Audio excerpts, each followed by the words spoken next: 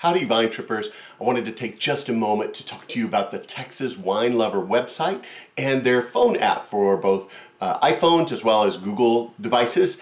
You can actually download this app, put it on your phone, or just go to the website if you're not an app person. And if you ever want to go visit some of these great locations that we've been talking about in the podcast, this will give you a great information about the place before you go. And you'll be able to find other wineries in the area. So if you want to make a day of it, go see several other places as well. You can search by region. You can sort the listings, find ones that are kid-friendly, family-friendly, even ones that host RVs. All kinds of different sortable listings you can find there in that app and on the website.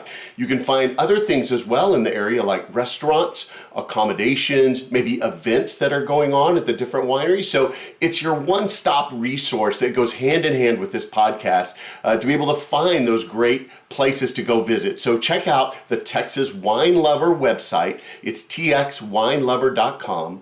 Or go to their app. You can find it on the Google Play Store or the Apple Store as well. Enjoy your trips among the vines and use that app.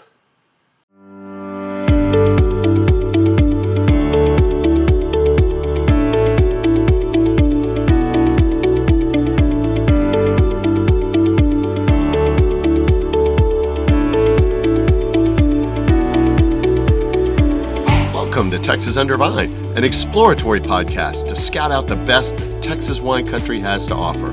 I'm your wine guide, Scott, and I'm here to lead you on an auditory expedition to the vineyards and wineries across the great Lone Star State. Each episode will cover a different vineyard, winery, or wine-related business operating in Texas. You'll hear interviews, descriptions, and details about each location that will excite you to visit and experience them for yourself. Ready to plan a wine tour? Use these episodes to choose the most interesting spots for you and your friends to check out. Most of all, enjoy hearing about the rapidly growing wine industry in the state and what makes our wines and wineries the best.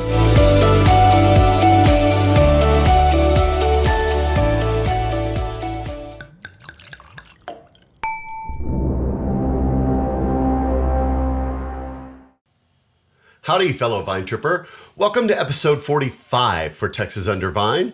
Today, I get the treat of actually bringing you 3 different wineries in one episode, because today I went to visit Texas Wine Collective, which is outside of Fredericksburg, and it consists, again, of 3 different wineries, all in partnership to provide one tasting room there in the Hill Country area.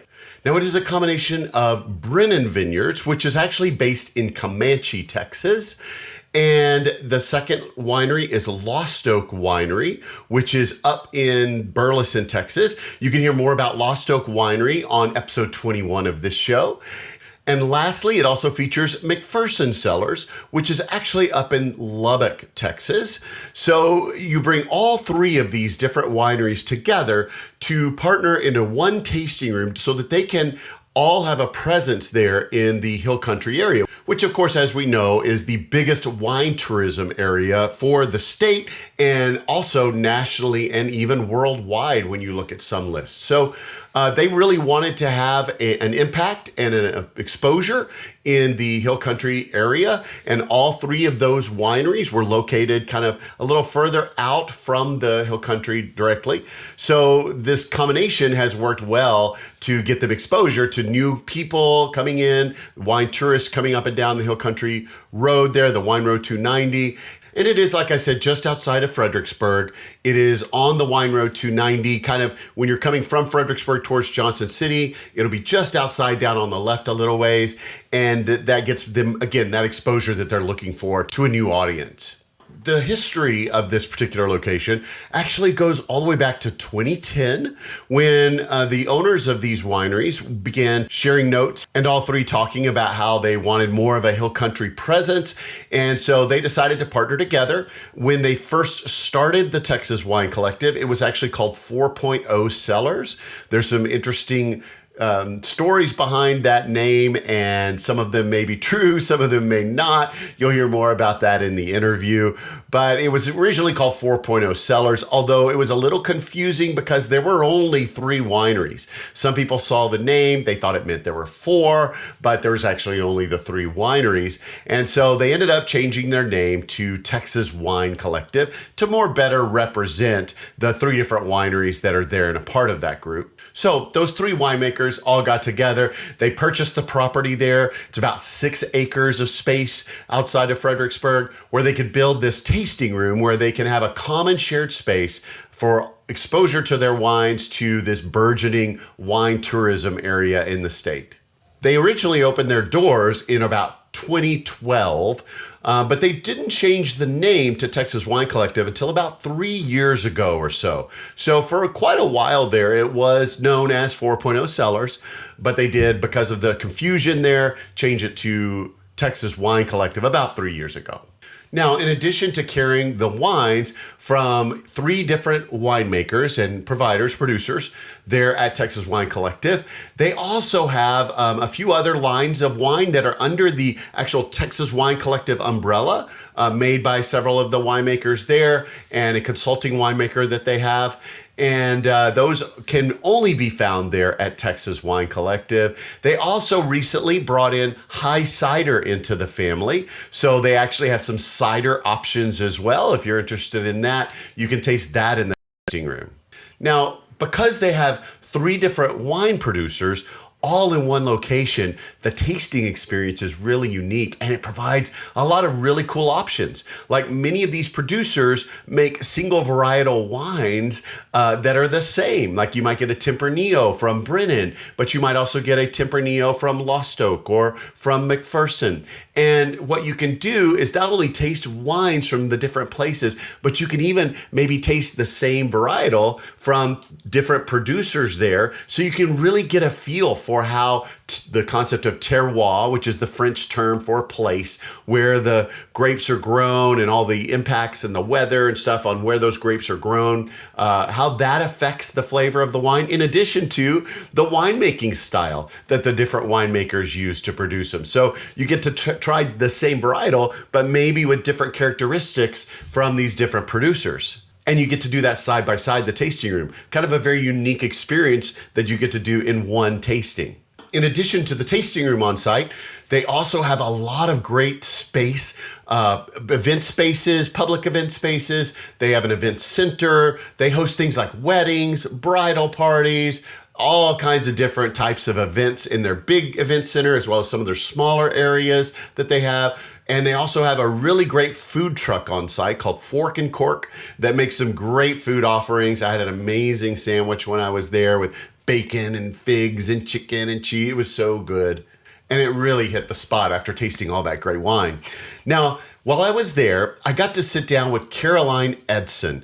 She is their business development manager for Texas Wine Collective, and she was able to fill me in on all things TWC, a little bit about their history, some of their background, kind of how they got started, the name change there, a little bit about some of the different winemakers and the producers that they have as part of the collective, and some of the ideas of what it's like when you go into the Texas Wine Collective for a tasting. So, without further ado, let's go to the rosé room and hear a little bit from her.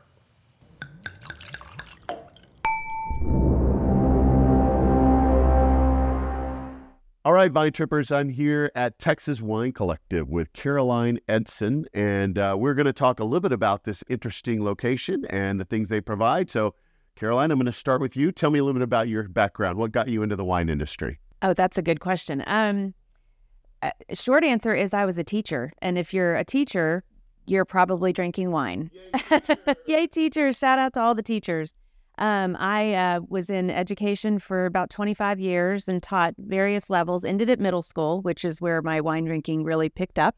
I love it. And when we moved back to Texas, I decided I would sort of semi-retire from education and find something else to do. And I was just sort of looking around for a job, and somebody said, "Hey, I'm working at this tasting room out on 290. Why don't you apply? We're looking for servers." And I had never served wine, but it turned out they weren't really hiring people for wine knowledge or that kind of experience, they wanted people who could talk and teach, and that I could do.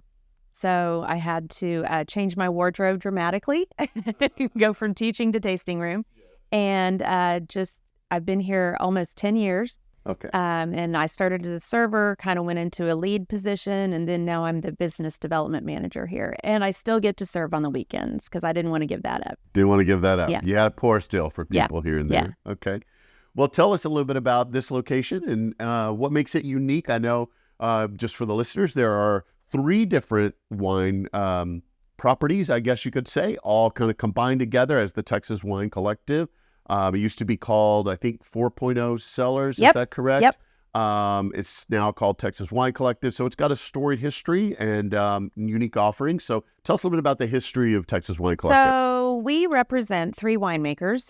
They're from around different parts of Texas. So we've got Brennan Vineyards in Comanche, which I always tell people because most people don't know where Comanche is. It's about 2.5 hours northeast of here between Fredericksburg and Fort Worth. That's the best way to describe it. You just kind of go back roads. We've got Lost Oak Winery up in Burleson, which is just outside of Fort Worth, and then McPherson Cellars out in Lubbock. Okay. So we've got about 2 hours, 4 hours, and about 6 hours away. None of them back in the day had any kind of presence in what was becoming more of the wine country of Texas. So in the 2010-ish, they got together. They knew each other in the industry. They got together and said, let's find a common place. So they found this property. I think we're about 6 acres.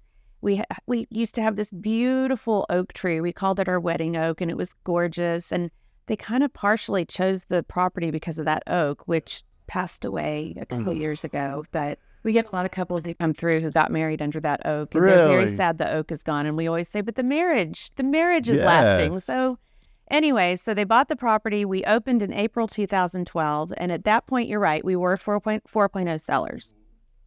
So 3 years ago, a little over 3 years ago, we changed our name, largely because of the misconceptions surrounding 4.0, the name. Okay. So people always thought we had a 4th winemaker, and we did. We had 4 locations in the family, so each of our winemakers has its own tasting room, and then we were the 4th in the family. So that was kind of the idea. The mythology, the stories we tell, that kind of become true over time. The myth is that Doc McPherson, who is really considered the father of our modern wine industry in Texas, chemistry professor up at Texas Tech. Anyway, Kim is one of his sons. So Kim McPherson is our winemaker for McPherson Cellars. So the mythology around the 4.0 name is that he was still alive when they got together and conceived this joint venture. Okay. And he suggested they were batting names that had to do with the number 3. And as an academic, he said, you don't go for a 3.0, you go for a 4.0. And that, I don't think that's really true, but it makes a good story. Is it funny how stories sometimes just take on a life of their own, though? These things that we accept as reality, sometimes when you really get into the etymology, you find out, that was not true at all. I think if you ask any of the servers here who've been around a while, they'll tell you that story like it is the utter truth. And I think somebody just made it up. But maybe I'm wrong. Maybe it is true. I don't know. Kim might be able to tell us. But anyway, at any rate, 4.0 stuck. That was our name until about 3 years ago. And then we became Texas Wine Collective. Nothing else changed. We just simply were owning the fact that we are a collective. I believe we were the first collective in the area. I'm pretty sure that's true. We are definitely one of the older establishments in the area. We have, I think, permit number 12 in Gillespie County. Yeah. Pretty proud of that. But since changing our name, we've actually added 4 different labels. So we have 3 winemakers, but we have 7 labels. So we've got our float wine label, and that is a series of wines, mostly made by Kim McPherson, but our bubbles is not. We have our TWC in-house label, and these are just wines that we kind of dream up. We, for instance, wanted another Albarino, so we've got a new TWC Albarino that we're releasing in June. Super excited about that. We've got our Wanderer label, which is all made by Kim McPherson as well. And then we also added High Cider to the family.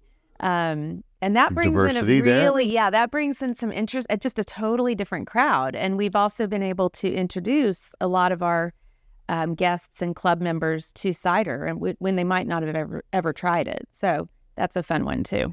Now, does High Cider, kind of like the other 3 locations, Are they maintaining? I know they have a tasting room and such in High. They don't. Okay. They moved their whole operation operations here. last Okay. summer, Cool. including their food truck, and hence the food truck has become something else. We've kind of owned that and changed that a little bit. But yeah, they're completely part of the family at this point. They have their own bar in our tasting room, and yeah, it's fun. Well, let's talk about some of those wines for a moment. So you basically, it sounds like, well, TWC, you said, has several different lines of wines. Yes. But property-wise, you have your own kind of wines, and then you have the 3 different other properties of wines. Tell me about some of those wines. Where do the winemakers usually source their fruit and process all of those? The Brennans actually up in Comanche have 2 vineyards, and they grow quite a bit of their own grape, and they're growing really interesting varietals. Their specialty, I think, still remains Tempranillo. Their Tempranillos are fabulous. Their Viogniers are fabulous. That was their flagship grape. They've been growing Viognier since they started. But they also have a fabulous Graciano. They do a Nero de Avola. They do, they've got a Muscat of Alexandria that we're pouring right now that is pretty interesting. Yeah, so they've got some different grapes going on. Lost Oak, they get most of their grape from the High Plains up in the, south of Lubbock, and McPherson does too. So and I think McPherson, if you had to categorize his wines, I think he just kind of eats and sleeps in the Rhone Valley, He's a Rhone Valley guy. Yeah, I mean, he does other grapes. His Sangiovese is delicious. But a lot of his blends are going to be Rhone Valley blends. Okay. Yeah. A lot of Marsanne, Roussanne. Yes, he has a great Marsanne, Roussanne. GSMs and things like that. Mm-hmm. Yep. Okay. Yeah. And that reminds me, we actually do also have a consulting winemaker who is French. He's out of Napa, but he comes down here and uses Texas grapes and makes some of our wines, a handful of them, and he's been consulting with our winemakers as well. So, does he take some of those Texas wines that he makes here, Texas grapes, back to Napa with him? I hope so. Yeah. We spread I don't know. love there as well. That would be really cool. You better be. Well, so you've got each of the winemakers making their own wines at their own locations. We bring those here. Those Texas Wine Collective wines, are those processed at those individual locations? Are they done here? They're not done here. We do no processing here. We just are selling here. Okay. We're just distributing straight from here, direct to consumer. Gotcha. Yeah. So the ones that Kim makes, which he's the one that makes most of them, are made up in Lubbock at his place. So he makes just kind of a separate line of wines that's for the Texas Wine Collective, and then gets that in addition to his own. Yeah. Okay, gotcha. It gives us such a wide variety of wines. I mean, at any point, we probably have 35 to 40 different wines in our inventory that we can make available. So what are some of the more popular wines here? What are some of the wines that customers really love and that really you have a hard time keeping in stock? This time of year, as the weather's warming up, dry rosés. I mean, we can't keep dry rosés, and they just kind of race out the door. And we've got several different ones. Viognier is always a popular one with Texas white wine drinkers. And again, Brennan makes it. All 3 of them make Viogniers, so they're all, and it's kind of fun to do a comparison across them. Yeah. I would say Lost Oaks Reds, some of their, they've got a Meritage right now that people are loving. It's delicious. Brennan's, I mentioned the Tempranillos already. Those are delicious. We also have sweet wines. And I would say about maybe 20 to 25% of our visitors are sweet wine drinkers. And we have a sweet wine club, and we've got like a sweet muscat right now. We just ran out of the McPherson Sangria. People come here for that. Really? Oh, yeah. And they get upset if it's not here. So just, no, we ran out. We'll get more. Sorry, you got to make the trip up to Lubbock if you want to get some. But yeah. So we do have sweet wines for those sweet drinkers. Yeah. So you got a whole gamut then. I imagine having the 3 different wineries, you get a lot of different blends as well as different varietals. You got a lot of selection and options there. Yes. And a lot of our job as servers is really teaching our guests about all the varietals and how they're blended. And when you have as many options as we have, there's just so much room for conversation about the industry and all the grapes. Yeah. It's great fun. What types of, I know we are sitting right now in the rosé room. Yeah, rosé room. Beautiful little place here. I got to see some of the event center with things going on there. You got a tasting room. You got several different places around. do y'all do a lot of events here? We things do. like that? So We tell me a little do. bit about what goes on here. Oh my gosh, last week we had, so a regular tasting, if you're just coming in, just walking in, with a reservation or not, we can make it work usually.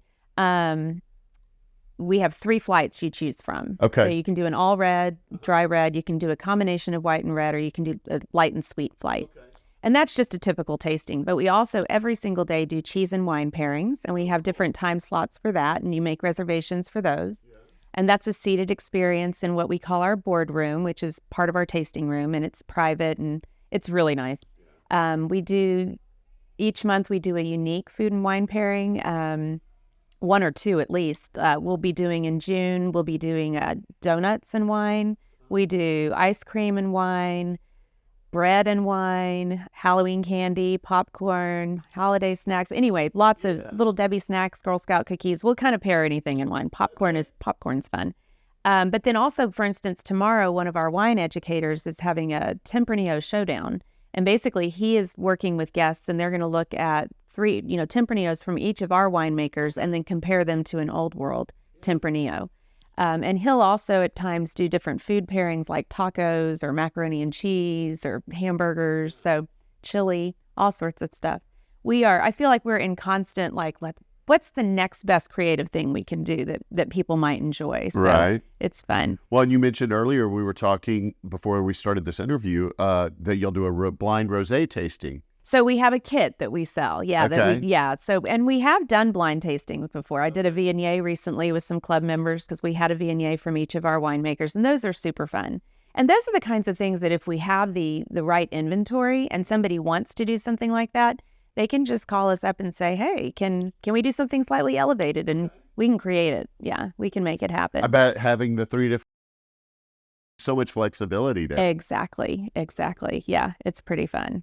And then you said reservations are helpful, but not necessarily required? Yeah, I mean, for groups of 6 or more, we ask for them, but we do have people who, just come in and they didn't realize that. And our motto around here is don't say no. Like, we will figure it out. Okay, so if you walk in, try not to turn them away, but try to make things work. But reservations are best if they can do that. Yeah. Do they do that on your website? Website or phone call, either one, yeah. Yeah, Cool. They can do either one. And if they choose the different flights, is there a standard price for each one, or does it vary? It varies. So the red flight is $30 and you get 5 tastes. But I always tell people if you're nice, you're probably going to get more. Different wineries. I mean, interrupt you there. Yeah, no. Typically, you get a representation of the different wineries. Yeah, and then the other 2 flights are $25. Okay.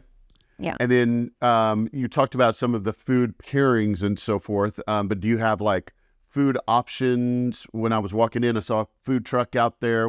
Tell me a little bit about some of your food options. I love our food truck. It's called Cork and Fork. And the burgers are fabulous. The French fries are fabulous. We always have a special. I think this weekend it's a bacon something chicken sandwich. I don't know. Anyway, great chocolate chip cookies. You had me a bacon. Right? Yeah. But they're constantly coming up with different stuff. But it's salads, sandwiches, that kind of thing. And we have people who come just for the food truck that don't even come to have wine. They just come and get food. Yeah, it's kind of funny. I'm like, but you can get wine too. Oh, no, we don't drink wine. Oh, you got to try some. Convert some people. You're at a winery. There you go. But we also do charcuterie. I think since COVID, everybody does charcuterie. I mean, I think everybody realized food is good. How well that goes. Yeah. Let's have some food. Cheese and meat on a board. Yeah.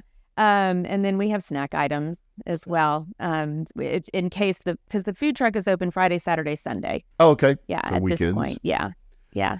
Are there maximum group sizes that you like to? No, I mean we have groups that come in. We do a lot of corporate groups. Okay. We have a group of dental hygienists that come every year, and so those groups will be 20 to 80 to 100. Our event center can hold quite a few people. We've had fundraisers there where we've had 150 people in there. So group size, yeah, we can pretty much work around with. The event center gives us a lot of flexibility on that, and we have a lot of different space sizes. So this rosé room, for instance, is really good for 2 to 8 people, and it's a private experience. You start with the charcuterie, then you get a tasting, and you have an assigned server who's with you, and it's really lovely. You can spin tunes. We have a record player, and some albums. Everybody wants to play Top Gun and Dirty Dancing. Right. Where you lived their 80s years. Right. But because we have so many different spaces, and then our outdoor space, when it's nice out, which, much of the year it is, that outdoor space will be full. Yeah, there was a whole covered patio there where you can sit in the shade. You're not stuck out in the sun somewhere. We have a couple outdoor pavilions, and then we've got our picnic table section, and we do concerts. We've had the Spasmatics play. Yeah, that's super fun. We've had Thomas Michael Riley play. Last Saturday, we had a dueling pianos, which was great fun. We'll definitely do that again. So, yeah, we have a lot of live music. And we have live music every Saturday, too. Oh, really? Okay, so every week people can count on that. Yeah. And the list is on our website of who's playing. And we have people who follow, certain musicians. So they're coming every time those people play. So we get to know them well. The groupies are here. It's fun. We talked about the food truck being here Friday, Saturday, and Sundays. What are your typical operating hours for the tasting room? Sunday through Thursday, 11 to 5, and then Friday, Saturday, 10 to 5:30. Okay. Yeah. So you're open 7 days a week, basically. Mm-hmm. Okay. I think we're closed maybe 3 days a year. Yeah. Yeah. Okay. Thanksgiving, Perfect. Christmas, so people Easter. Can plan. Yeah. And then do you host any other types of events besides the live music or big parties? You do weddings, rehearsal dinners. I think we had one last night. They were setting up yesterday. Again, corporate events, birthdays, baby showers. Yeah. So people can reserve the facilities. We've had children's birthdays. Yeah, it's really fun. Usually not past 2 years old, but yeah. What about animals, kids? Can people bring their dogs, their cats, their children? Everything, yes. Yeah, we have not had someone bring a cat, but we did have someone bring a bird one time. Which it was a little odd, but yeah, they brought a bird. It was in a cage. Yeah, it wasn't feeling well. And was it asking for wine? Polly want a wine? No, but I guess it was sick, and she didn't want to leave it home, so she brought her bird. But yes, there are days when we will have lots of dogs outside, and it's really fun. We do. We partner sometimes with the SPCA, the local shelter, and we do adoption events and fundraising. Oh, nice. We actually have a formal, what we call our TWC Gives Back program. And just about every other month of the year, we sponsor a local nonprofit, whether it be the Grace Center, which is our domestic violence center in town, or the Needs Council, Meals on Wheels, the SPCA. And we give a portion of our proceeds on a certain day back to that nonprofit. But we'll do like a food drive or a school supply drive or whatever the organization is needing at that point. Because I'm really proud of our Give Back program, and it's vibrant. We donate a lot of wine to nonprofit events in town, and I love our presence in our community. Fredericksburg's a small community, but it's a very wealthy community. But on the flip side, there's a lot of need in the community, and I love when businesses like ours fully engage in helping the community to get better.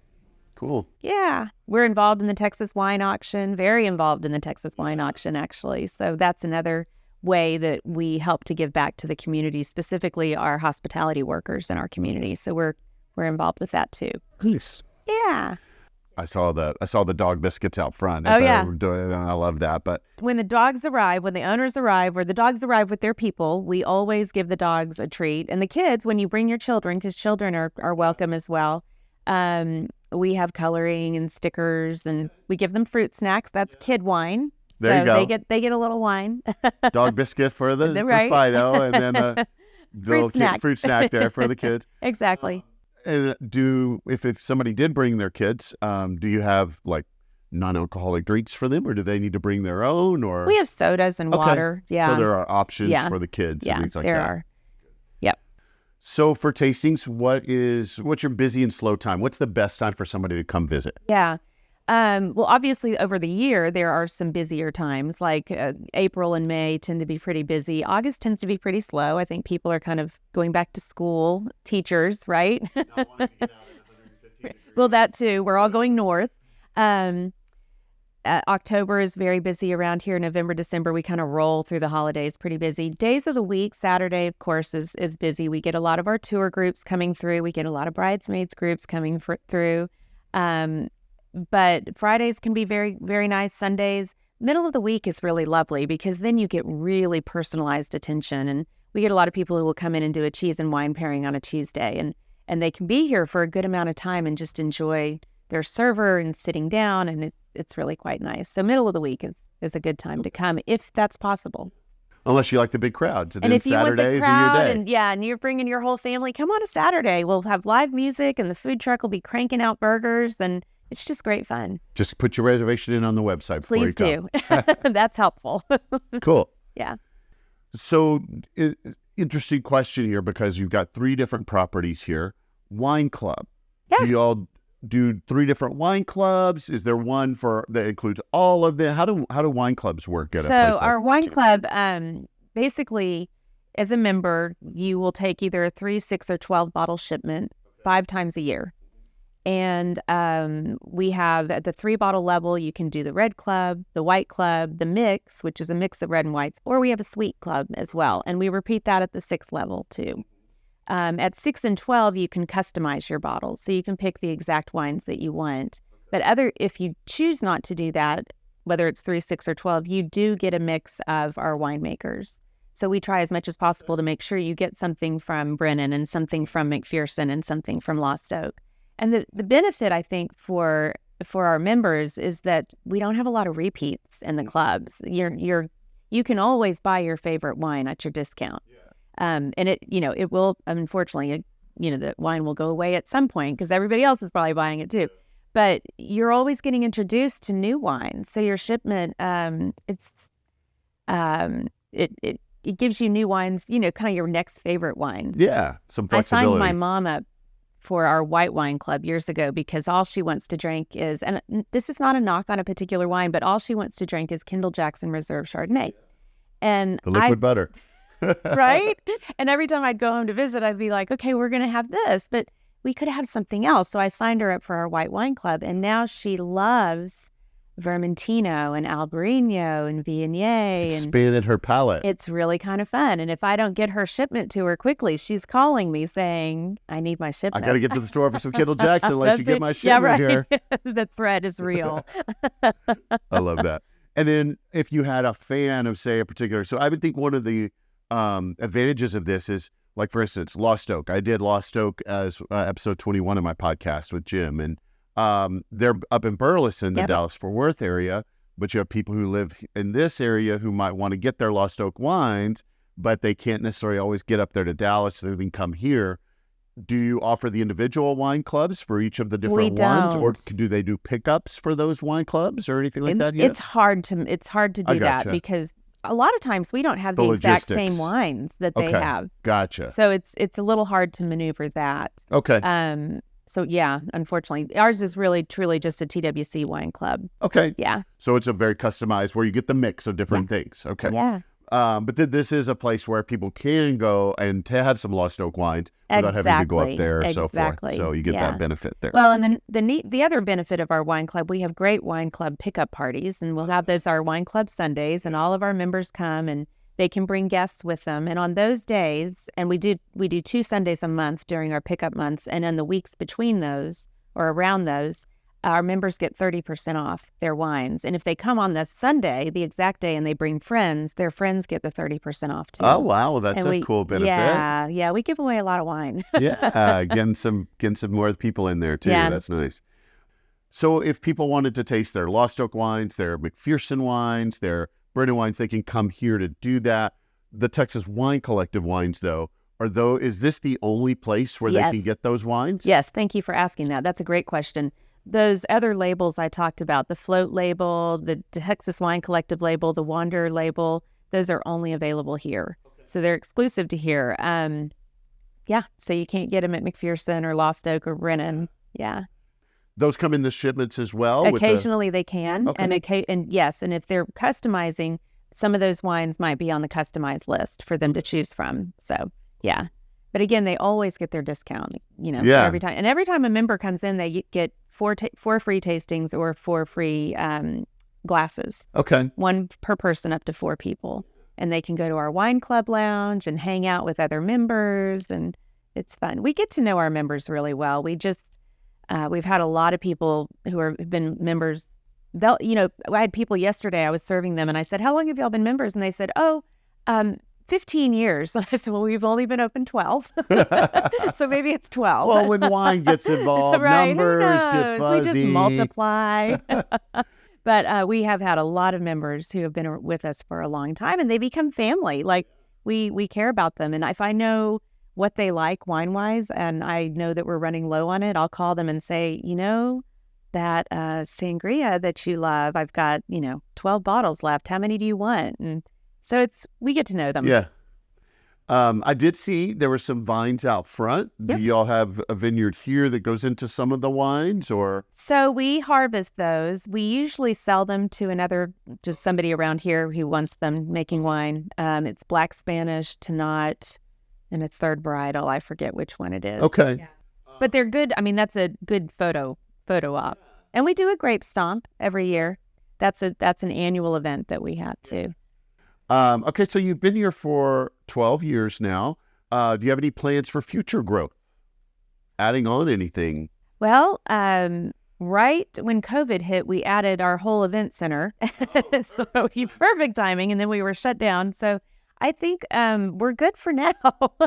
Now, and maybe those are decisions beyond my level, but not that I know of. I think we are enjoying serving the people we serve. We stay pretty busy year round, where, I think the whole industry used to experience a sort of slow January. We're not really seeing those big dips anymore. There's some little dips over the course of the year, but I think we're in a good place. So not that I know of. Gotcha. All right. Well, of all the different places that people can go to get wine here in the Hill Country, what really sets Texas Wine Collective apart that would make one of my listeners say, I have got to put that on my list and go check it out? Yeah, that's a good question. I am very proud of the fact that we are creative. We will come up with experiences for just about anybody. If we haven't thought of it and somebody else comes to us with an idea, we will try to make it happen, and we generally do. But more than that even, and I'm super proud of our wines too, but even more than that, I would put any of our servers up against any server just about anywhere else. We spend a lot of time here on education. We hire people who are people, and who care about wine and are passionate specifically about Texas wine. And then we train them and we teach them all about the wine. We stand around the bar and drink our wines together about once every 2 months, and try what's in and talk about them and really go through the whole tasting process together as a team. Most of our servers have been here a long while. We've got servers who've been here longer than 10 years. Yeah. And they take care of us. I mean, we really care about, this is a family. And we don't want to have turnover. So we take care of everybody. We educate everybody. And I think when we get feedback from people, it is most often about the person. They'll even name a server and say, I love this server. I come back here for this person. So we want to keep them. So I think our customer service is top notch. We find a way to make everybody happy. So that's our goal.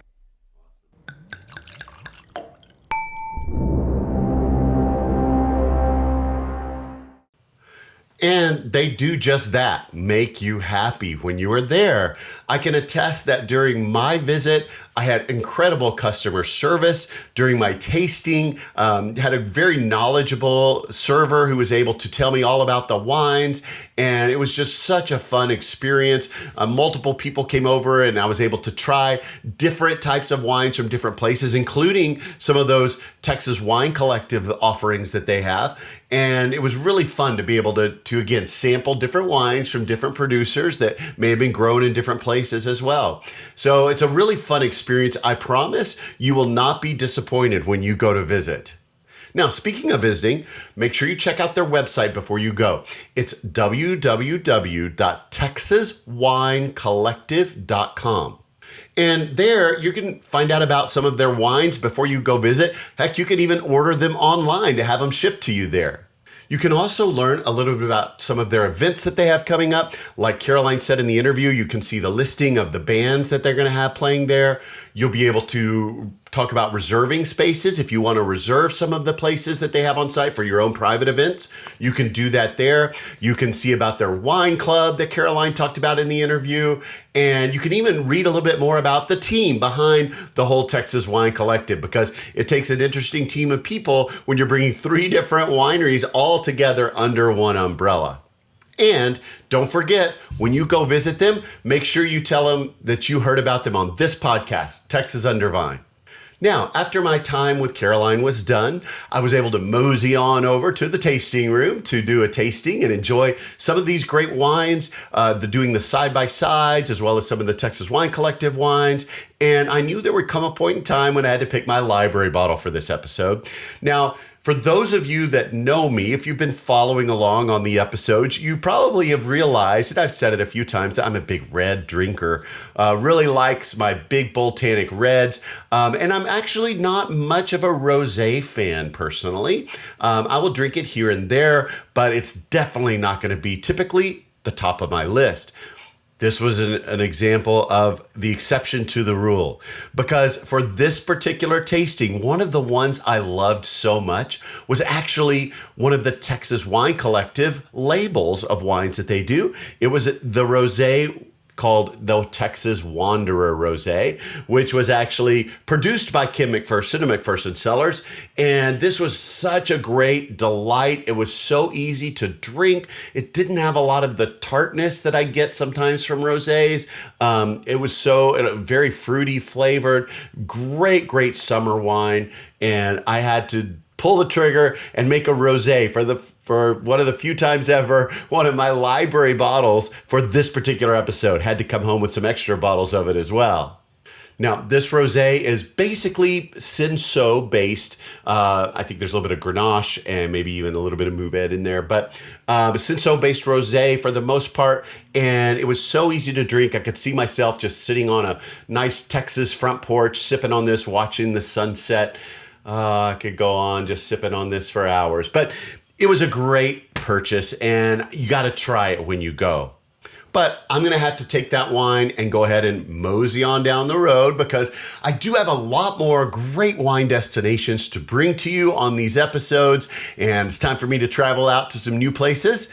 Now, before I go, though, I would ask that you might do me a favor. If you're interested in becoming a supporter of the show, one of my Patreon subscribers, for just a few dollars a month, you get access to behind the scenes materials, some extra video, like a video walkthrough. You could get sneak peeks videos of where I'm going next, so you'll be ahead of the whole audience to know what episodes are coming next, and even photo galleries, so I can take a lot of pictures at the wineries and upload them there. So these are things that you can't get from just being a basic listener to the podcast. So if you're interested in getting some of that material, your support really helps me. It goes a long way towards covering my travel costs, the hosting costs for the podcast, and all the things I have to do, the purchases I have to make to bring this great content to you about Texas wine. So if you're interested in becoming a Patreon subscriber and one of my favorite people in the world, then please go to my website. It's www.texasundervine.com.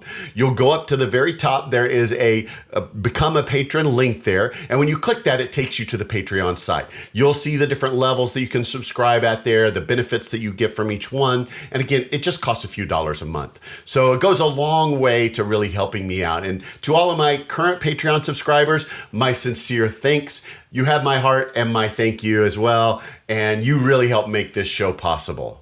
Now, I have also transitioned to pretty much a fully video-based podcast now. If you're listening to this on just an audio channel through Apple Podcasts or Spotify or something like that, don't forget, you can actually go to my YouTube channel at Texas Under Vine and see these episodes in their full video glory. So you'll get to see the people that I'm interviewing and their facial expressions and the things, kind of added things that I put in there sometimes with the video. So make sure to check that out on YouTube. And while you're there on YouTube checking it out, make sure you like, subscribe, and follow my channel there. And while you're watching it on YouTube, make sure you go down and you leave a comment below the video and tell people, if you've been to Texas Wine Collective, what's your favorite thing about it? Or if you haven't been, what are you most looking forward to seeing or tasting or checking out when you go? And with that, my time is up. So don't forget to subscribe to the podcast, subscribe to the YouTube podcast as well, and follow my socials to be notified anytime a brand new episode is released. And until then, happy trails and bottoms up, y'all.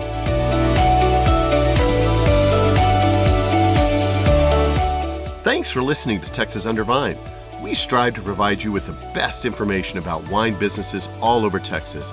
Be sure to check out our website at texasundervine.com and follow us on our socials at TexasUnderVine to stay up on all the upcoming episodes. Please email us with any suggestions or feedback.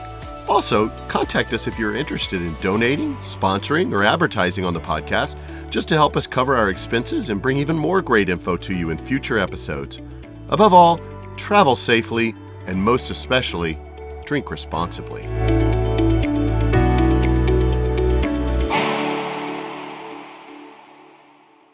Howdy, Vine Trippers. Did you know that I now have a merchandise store for Texas Under Vine? I only have a handful of limited items, but you can go check those out and wear your Texas Under Vine swag if you'd like to tell all your friends about the great wine locations we have here in Texas and maybe get them interested in the podcast as well. So there are things like t-shirts, there's a hoodie, there's a beanie, a ball cap, things like that. But one of the most exciting things I have right now is my limited time offer t-shirt. That's my Season 1 t-shirt. So this is your Tasting Through Texas Under Vine Season 1 t-shirt. It's only going to be available for a little short amount of time. On the back, it has all the different locations like a band tour t-shirt. So this is a limited time item and you can go out and get it now. And one of the great things about that t-shirt is a portion of every sale goes to support the Texas Hill Country Winery Scholarship Fund. So you know that by buying that t-shirt, you're also investing in the growing and flourishing of an amazing wine industry here in Texas and all of those people that are going to come and make it even better. Check out that merchandise store. It's on my website at texasundervine.com. Just go up to the top. You'll see the link for the merchandise store.